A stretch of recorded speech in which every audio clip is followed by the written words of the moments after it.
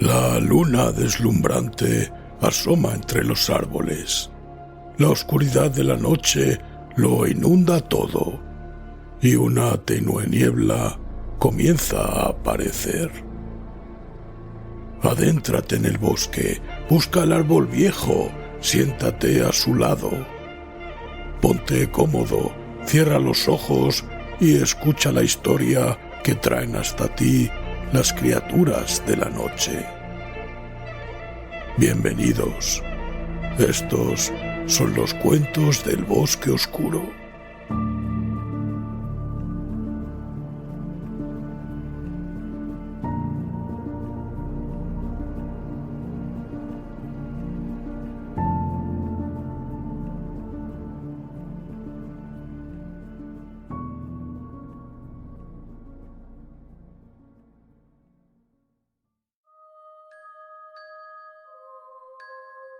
Si te gusta lo que hacemos, recuerda suscribirte.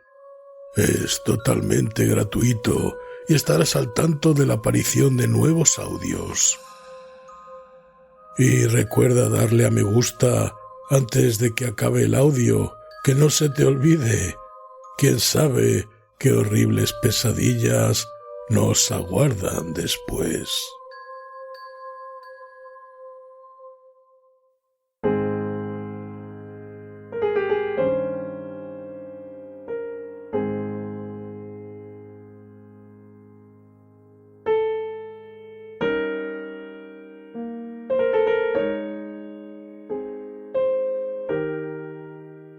Divina locura, de Roger Zelazny.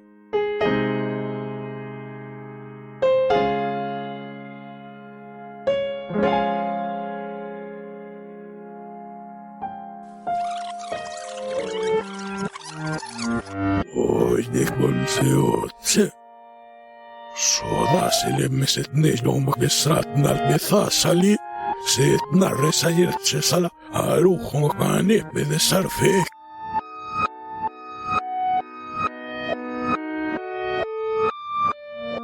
Sopló humo por dentro de su cigarrillo y este se hizo más grande.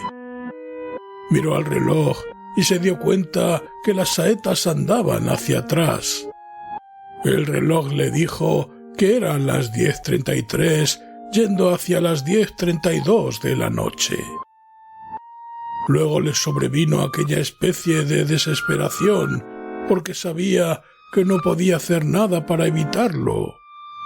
Estaba atrapado, moviéndose a la inversa por toda la secuencia de acciones pasadas. De algún modo se había pasado por alto el aviso. Normalmente existía un efecto de prisma, un fogonazo de estática rosada, una especie de sopor. Luego, un momento de percepción elevada.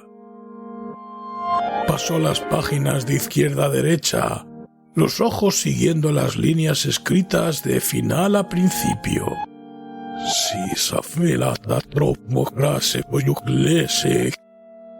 Impotente, allí detrás de sus ojos, contempló cómo se comportaba su cuerpo. El cigarrillo había alcanzado toda su longitud.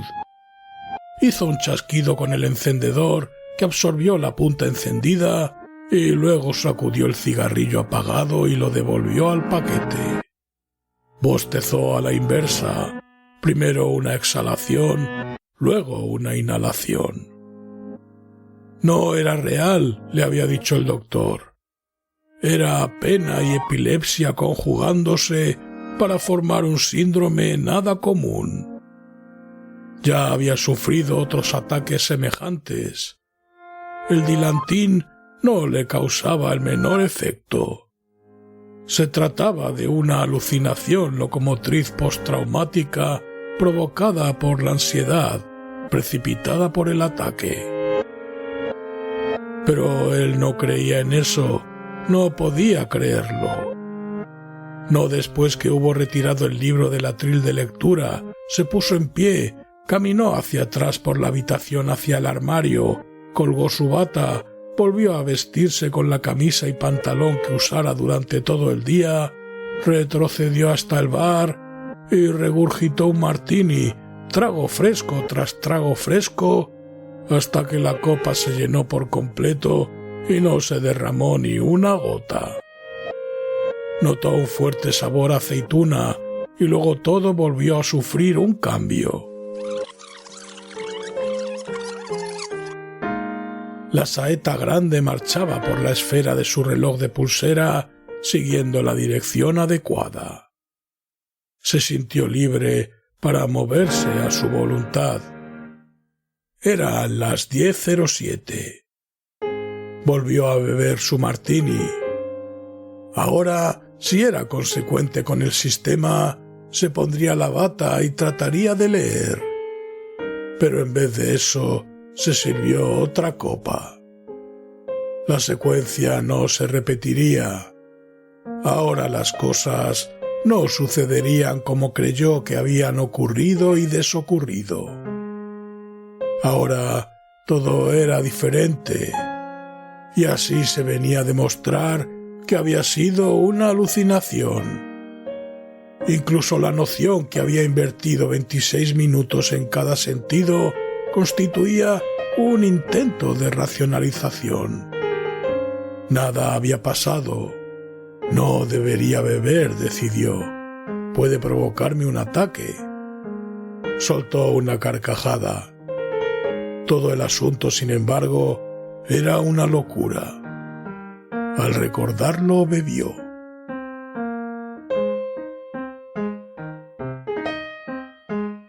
Por la mañana, como siempre, omitió el desayuno. Advirtió que pronto dejaría de ser por la mañana. Tomó un par de aspirinas, una ducha templada, una taza de café y dio un paseo. El parque, la fuente, las niñas con sus pequeños barcos, la hierba, el estanque, cosas que odiaba. Y la mañana, el sol y los fosos azules alrededor de las impresionantes nubes. Odiando, permaneció allí sentado, odiando y recordando. Sí, estaba al borde del desmoronamiento.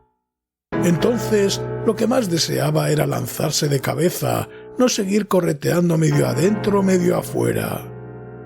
Recordó el porqué. Pero la mañana era tan clara, y todo tan vivaz y marcado, ardiendo con los verdes fuegos de la primavera, allí en el signo de Aries, abril. Contempló cómo los vientos amontonaban los restos del invierno contra la lejana cerca gris, y les vio impulsar los pequeños barcos del estanque para acabar dejándolos descansar en el lodo poco profundo donde aguardaban los niños. La fuente tendía su sombrilla de frescura por encima de los delfines de cobre verdoso. El sol inflamaba todo cuanto quedaba al alcance de su vista. El viento agitaba una infinidad de cosas. En enjambre sobre el cemento, unos pequeños pájaros picoteaban los restos de una barra de caramelo envuelta en papel rojo. Los volantines sacudían sus colas, caían, remontaban el vuelo otra vez, mientras los niños tiraban de las invisibles cuerdas. Odiaba a los volantines, a los niños, a los pájaros. Sin embargo, se odiaba aún más a sí mismo. ¿Cómo rectifica un hombre lo que ha sucedido? No puede. No hay un sistema posible bajo el sol. Puede sufrir, recordar, arrepentirse, maldecir u olvidar. Nada más. Lo pasado en este sentido es inevitable. Pasó una mujer. No alzó la vista a tiempo para verle la cara, pero el rubio oscuro y otoñal del cabello, cayéndole hasta el cuello, la línea suave y firme de las medias de malla, surgiendo por debajo del dobladillo de su abrigo negro y por encima del adecuado repiqueteo de sus tacones, le dejó sin aliento y le hizo clavar sus ojos en su cimbreante caminar, en su postura y en algo más, como si pusiera una especie de rima visual a sus pensamientos.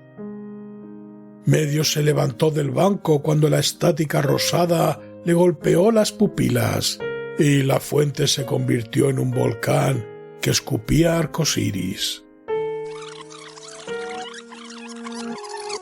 El mundo se quedó congelado y pareció como si se lo sirvieran en una copa de helado. La mujer volvió a pasar ante él y bajó la vista demasiado pronto para verle la cara. Comprendió que el infierno comenzaba otra vez cuando los pájaros cruzaron el cielo volando hacia atrás. Se entregó a la merced del fenómeno, dejó que aquello le dominara hasta que se rompiera, hasta que lo empleara todo y no quedara ningún resto. Aguardó allí en el banco, contemplando cómo desnacían las salpicaduras a medida que la fuente sorbía dentro de sí sus chorros de agua, haciéndoles describir un gran arco por encima de los inmóviles delfines, y cómo los pequeños barcos navegaban hacia atrás cruzando nuevamente el estanque, y cómo la cerca se desvestía en trocitos de papel, y los pájaros devolvían la barrita de caramelo a su envoltura roja, pedacito a pedacito. Solo sus pensamientos permanecían inviolados. Su cuerpo, en cambio, pertenecía a la ola que se retiraba. Al rato se levantó y caminó hacia atrás hasta salir del parque.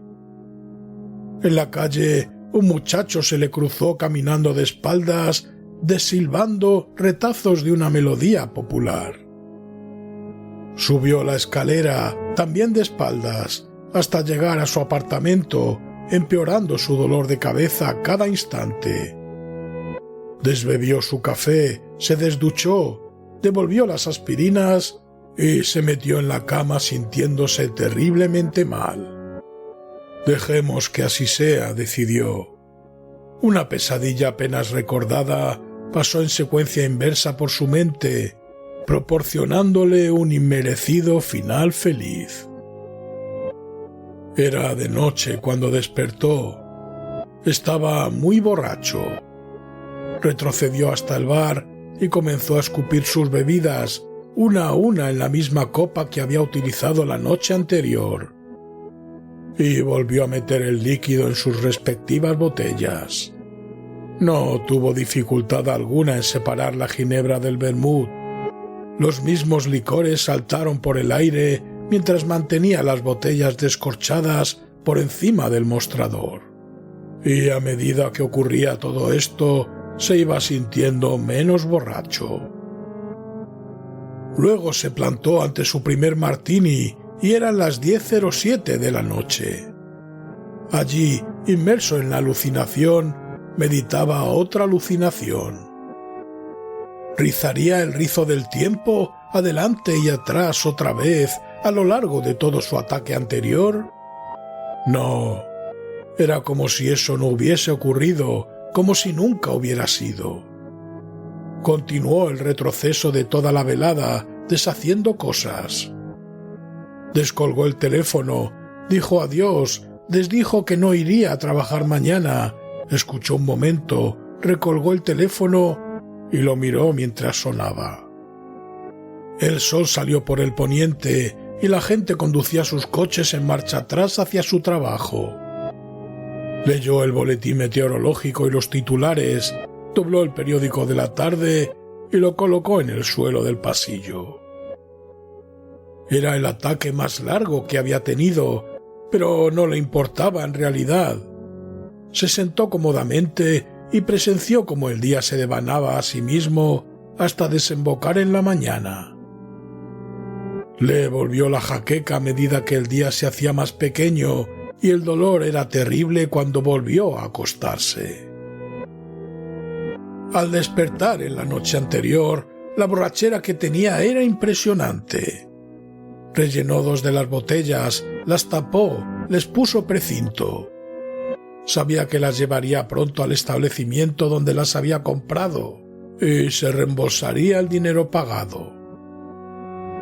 Mientras permanecía sentado aquel día, su boca desmaldecía y desbebía, y sus ojos desleían, sabiendo que los coches nuevos estaban siendo reembarcados con destino a Detroit y desmontados, que los cadáveres despertaban en sus camas mortales y que todos en el mundo obraban hacia atrás sin saberlo. Quiso soltar una risa, pero no pudo dar la orden a su boca. Desfumó 2,5 paquetes de cigarrillos. Luego le sobrevino otra jaqueca y se fue a la cama. Más tarde, el sol se puso por el oriente. El alado carro del tiempo desfiló raudo ante él mientras abría la puerta y decía adiós a los que le habían dado el pésame, y éstos le recordaban que se resignara, que no pensara demasiado en la pérdida, y lloró sin lágrimas al darse cuenta de lo que iba a suceder. Pese a su locura, sufría. Sufría mientras las horas circulaban hacia atrás, inexorablemente hacia atrás, inexorablemente hasta que supo que tenía el tiempo al alcance de la mano. Rechinó los dientes mentalmente. Grande era su pena, su odio, su amor. Llevaba su traje negro y desbebía copa tras copa, mientras en alguna parte los hombres recobraban las partículas de arcilla, formando montones en sus palas para desexcavar la tumba. Hizo retroceder su coche hasta la funeraria, lo estacionó, subió en la limusina. Todos regresaron caminando de espaldas hasta el cementerio. Se plantó entre sus amigos y escuchó al sacerdote. Oblo, bla, oblo. Sacine trala sacine, dijo el hombre, cosa que suena casi igual, tanto si se dice al derecho como al revés. El ataúd fue devuelto al coche fúnebre y éste regresó a la funeraria, donde el féretro quedó reinstalado en la capilla ardiente. Permaneció sentado durante todo el servicio de difuntos y volvió a casa y se desafeitó y se descepilló los dientes y se fue a la cama. Despertó y volvió a vestirse de negro y regresó a la funeraria. Las flores habían vuelto todas a su lugar. Los amigos, con rostro solemne, desfirmaron los pliegos de firmas de condolencia y le desestrecharon la mano.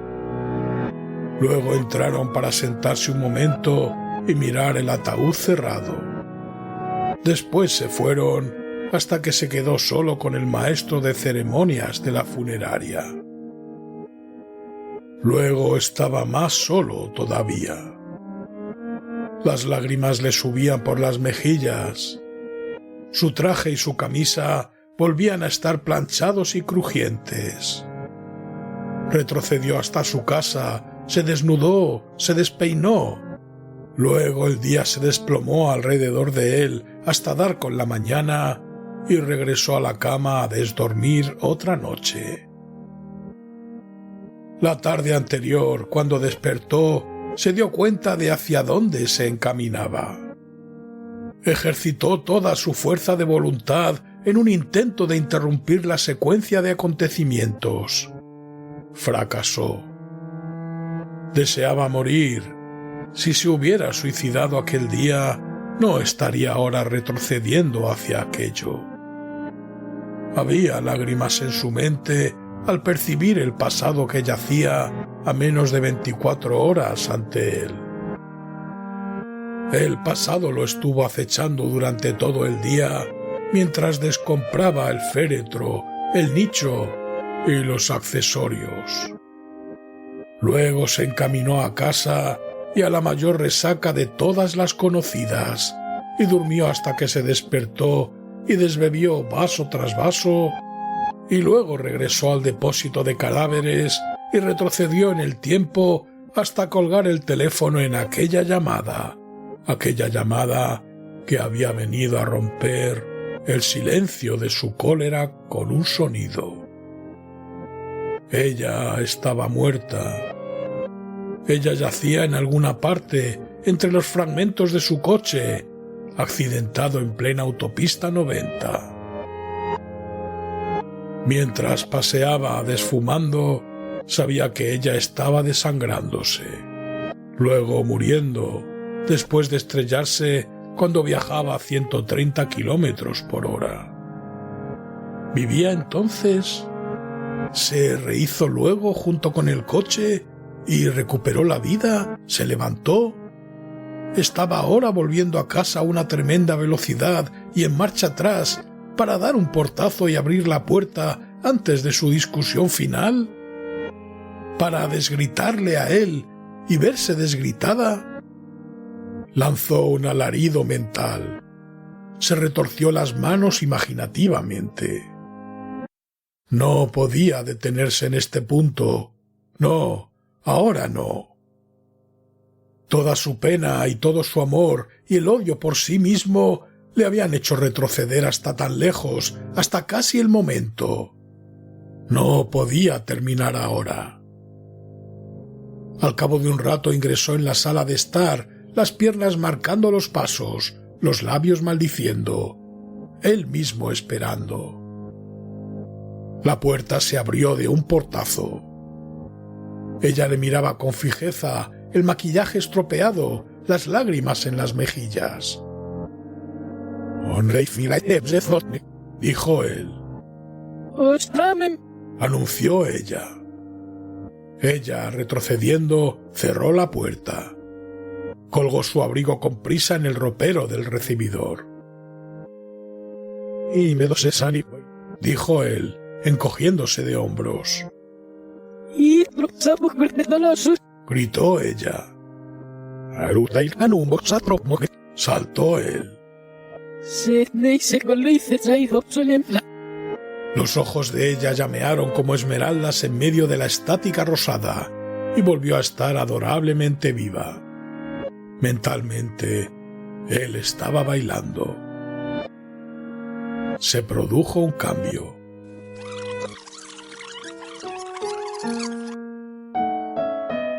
Al menos podrías decir lo que sientes. Lo siento, dijo él, tomándole la mano con fuerza para que no pudiese soltarse. Nunca podrás imaginarte cuánto lo siento. Ven aquí, dijo después. Y ella obedeció.